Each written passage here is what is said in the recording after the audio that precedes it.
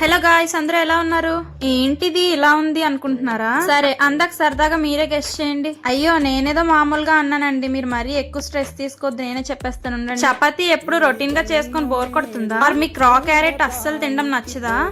అలా అయితే వెంటనే రెసిపీ ట్రై చేసేయండి. ఏం లేదండి, ఫస్ట్ ఒక బౌల్లోకి గోధుమ పిండి తీసుకోండి. నేనైతే ఆశీర్వాద్ తీసుకున్నాను. తర్వాత క్యారెట్ చిన్న చిన్న పీసెస్ గా కట్ చేసి మిక్సీ పట్టేయండి. ఇప్పుడు ఈ గోధుమ పిండిలో ఈ క్యారెట్ ప్యూరీ మొత్తం వేసేయండి. ఇప్పుడు మొత్తం కలిపి ఒక ముద్దలాగా ప్రిపేర్ చేసుకోండి, లైక్ మనం చపాతీ ముద్ద ఎలా చేసుకుంటామో అలా.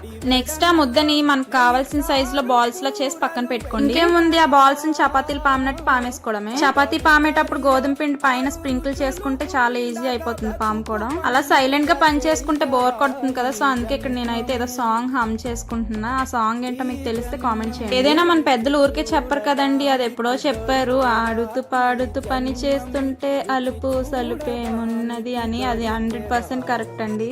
చపాతీలు పాముకోవడం అయిపోయిన తర్వాత అయితే వాటిని కాల్ చేసుకోవడం. మనం ఇక్కడ క్యారెట్ వేసి అయితే చపాతీని చాలా హెల్తీగా చేసుకుంటున్నాం కదా, సో అందుకే నేనైతే ఇక్కడ ఆయిల్ యాడ్ చేయడం లేదు. మీకు కావాలంటే మీరు వేసుకోవచ్చు, బట్ ఆయిల్ వేయలేదు కదా అని చెప్పి సాఫ్ట్ గా రావని అయితే అనుకోవద్దు. చాలా అంటే చాలా సాఫ్ట్ గా వచ్చాయి. నేను మీకు లాస్ట్ లో చూపిస్తాను చూడండి. ఇక్కడ నేను చపాతీలో కెచప్ ఇంకా చికెన్ కర్రీ వేసుకుని అయితే తింటున్నా. వీడియో నచ్చినట్టయితే please do like, share, subscribe. Bye bye.